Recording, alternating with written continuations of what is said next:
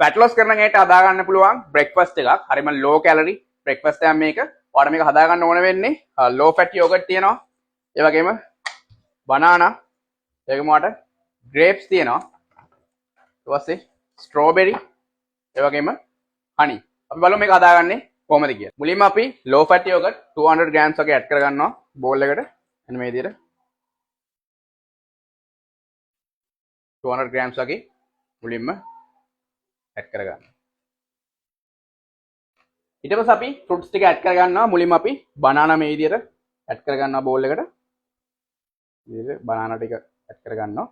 ඊට පස්සේ අපි strawberry ටික මේ විදිහට add කරගන්නවා.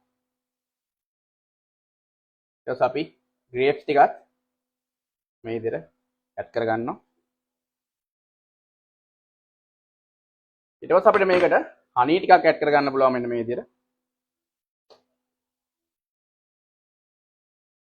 add කරලා try කරලා බලන්න ඕනම fat loss කරන කෙනෙක්ට එහෙම නැත්නම් gym යන ඕනම කෙනෙක්ට මේක try කරලා බලන්න පුළුවන්. ඊට පස්සේ ඔයාලට මේක mix කරලා ඔයාලගේ breakfast එක හදාගන්න පුළුවන් calories 370 වගේ meal එකක්. මේක try කරලා බලන්න.